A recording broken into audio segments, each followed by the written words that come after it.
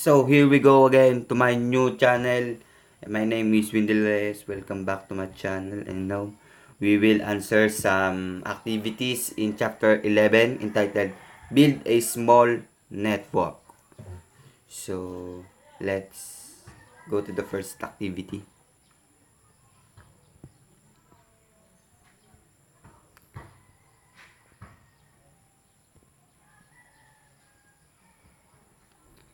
So this is the first activity entitled Security Threats and Vulnerabilities. So let's go to first activity. So this is the instruction for this activity. Read the security threats and vulnerabilities scenarios. Drag each scenario to its corresponding type of security threat. So this is the scenarios. The you must see your into the left side of our screen, and the right side is the security threat. So this is the scenarios.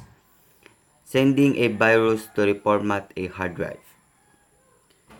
Altering data records, preventing legal users from accessing data services, stealing a company's user database, making illegal online purchases, stealing scientific research reports, overloading a network to keep users cut, impersonating someone to obtain credit. So this is the four security threat: information theft, identity theft, data loss or manipulation, disruption of service. So, information theft is it is breaking computer to obtain some confidential information.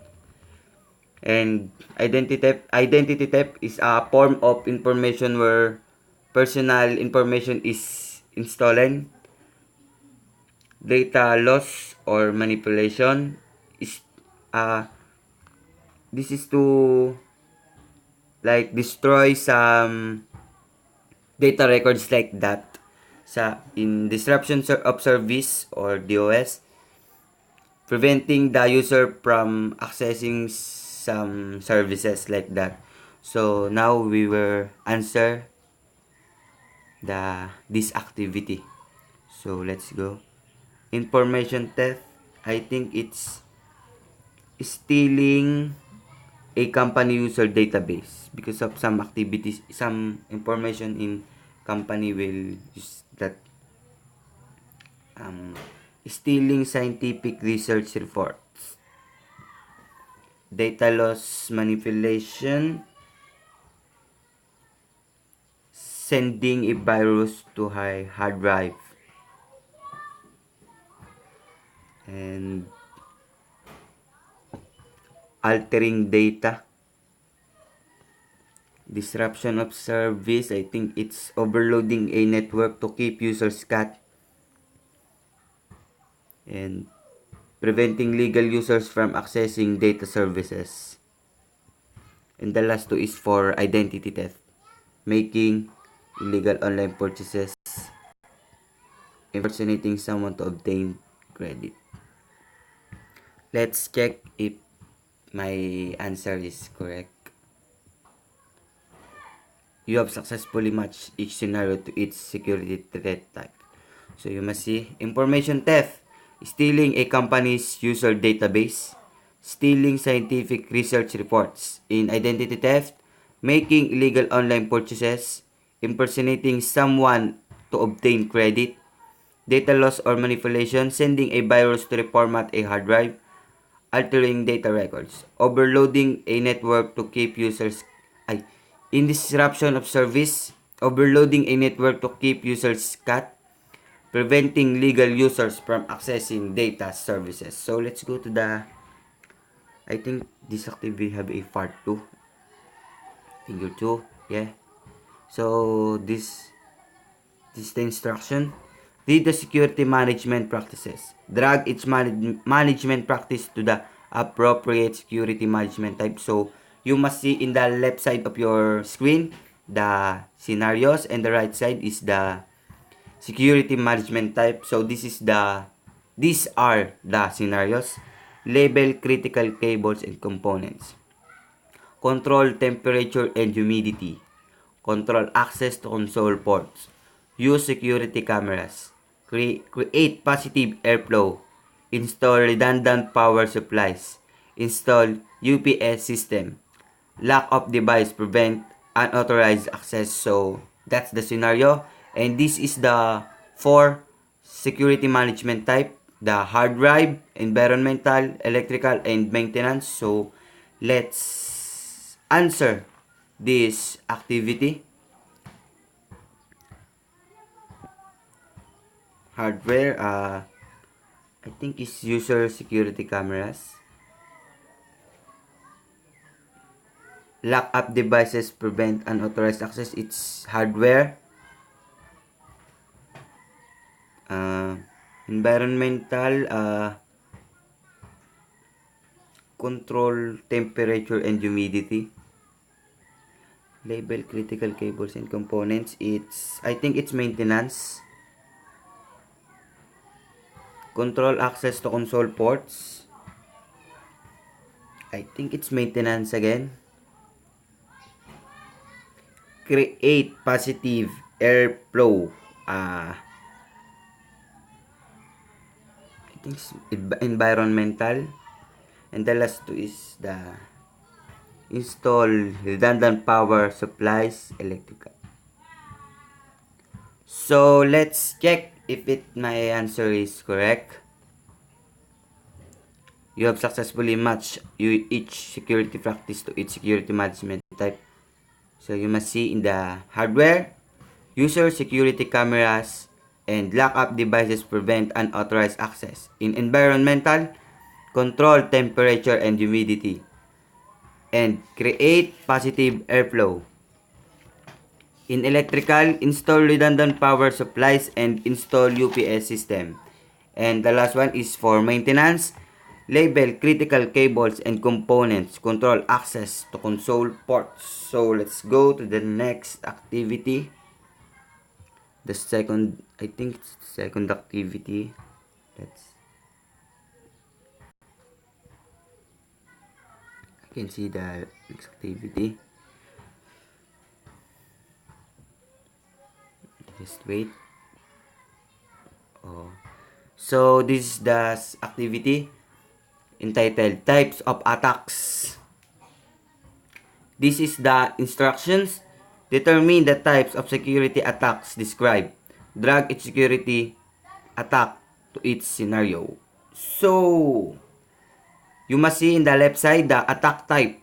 Worm, access, virus, Trojan horse, and reconnaissance. And the last one is denial of service or DOS. Security, this is the security and attack scenario. The first one is a computer issues a print service for Acme Inc. The IT staff failed to apply security updates to computer for over 60 days. Now, the print service is operating slowly and sending a high amount of malicious packets to its NIC. So, I think it's worm because sending a high amount of malicious packets to its NIC. The second attack scenario, Sharon, an IT intern at ACME Acme Inc., noticed some strange packets while revising the security logs generated by the firewall. A handful of IP addresses on the internet were sending malformed packets to several different IP addresses at several different random port number inside the Acme Inc. So I think it's reconnaissance because of the security logs generated by the firewall and internet sending malformed packets to several IP addresses. So let's check if my answer is correct. Yeah, you have successfully matched each security attack type to its scenario. Let's go to the figure 2 of this activity. Security attack scenario. Jeremiah was browsing the internet from his personal computer when a random website offered a free program to clean his system.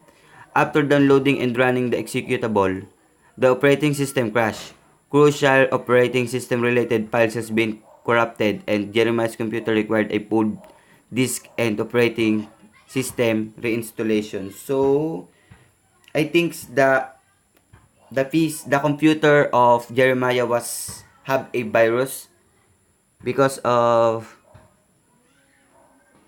the because of the operating system was crashed, and some operating system will we reinstallation again, and related files has been corrupted.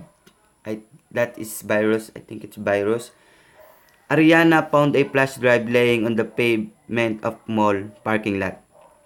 She asked around but couldn't find the owner. She decided to keep it up and plug it to her laptop, only to find a photo folder. Feeling curious, Ariana opened a few photos before formatting the flash drive for her own use. Afterwards, Ariana noticed that her laptop's camera was active. I think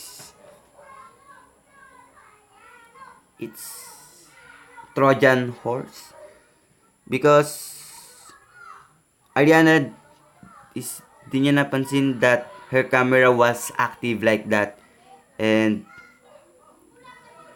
he opened some photos and formatting the flash drive of the owner that he that she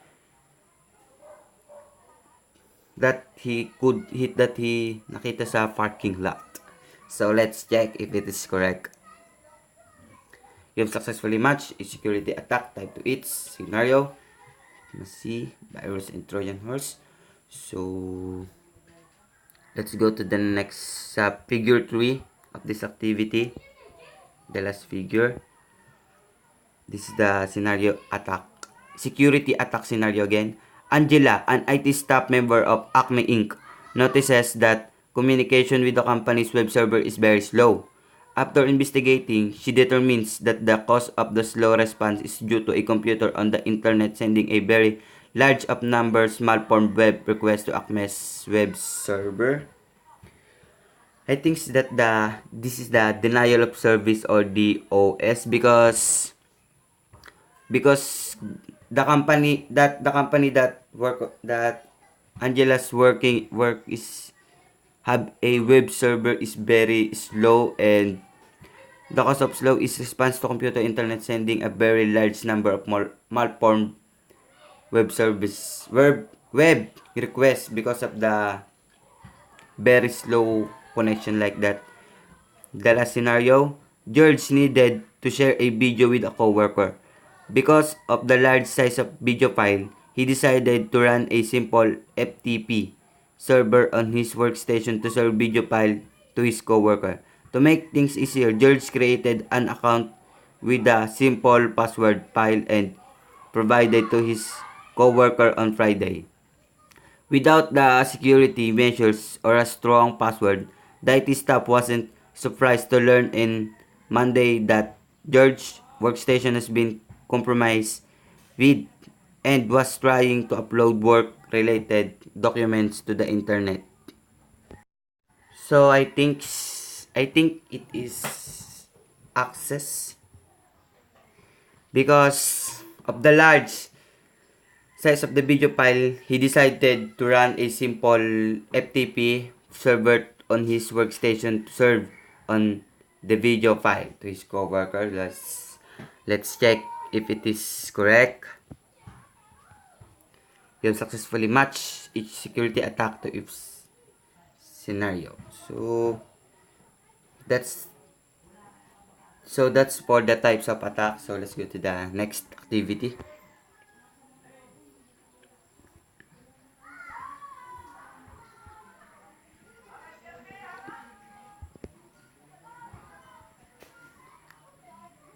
Where's that activity?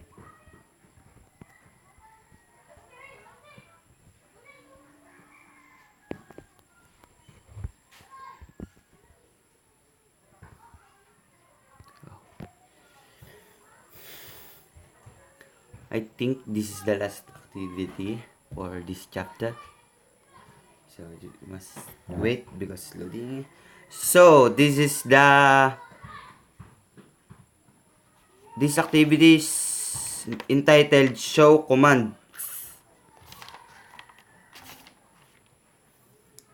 So this is the instruction. Read the show command scenarios. Drag each show command to the field next to the appropriate scenarios. So this you must see to the left side of our camera of our screen is the scenarios. So this is the 6 scenarios. The show version, show startup config, show IP protocols, show IP route, show ARP, show IP in brief. So this is the command scenarios.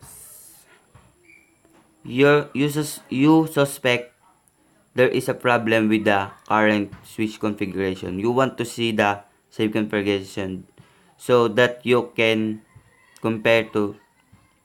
So I think we start up again. So this is show startup config. You are on a call with the Cisco technical assistance personnel. They ask you for the switch iOS name, RAM, NVIDIA RAM, and flash available. They also ask for the hexadecimal boot location. So I think it's show version. You are running the EIGRP routing protocol and need to know the update intervals and what active interfaces and networks are being advertised by your router. Show IP. You cannot get the internet. You need to find out if your router has a path to the internet and which protocols are being used to provide the path. Show IP protocols. Your network limitation really needs to be updated. A quick listing of the IP addresses of your routers in relation to their MAC addresses and would help finish the task for recording purposes. So, show ARP. And the last one is show IP in brief. A switch is the closest intermediate device to you. It has 24 ports. You want to a simple list of ports being used, their use status, and the VLAN IP addresses on the switch. Show IP in brief. So let's check if it is correct. Yeah, correct. You have successfully matched its show command to its scenario. You must see that answer perfectly. So let's go to the next activity. Oh, this is the activity. Sweet. Loading. Loading. So this activity entitled Order the Troubleshooting Steps. So this is the instruction. Drag each step to the field next to its appropriate description. You must see to the left side of our screen the steps 1 to 6 and the description. This is the description. Establish a theory of probable causes. Establish a plan action. Document findings action and identify the problem. So I think identify the problem. It is step 1. Establish step 2. Establish a plan of action solution is document. Test the theory of step 3. Very full system. It's not step 4. Establish a plan. That's the step 4. Very full system. Step 5. Document. So let's check. Yeah, you have successfully matched step 2 its description. So let's go. Activity. I think this is the last activity.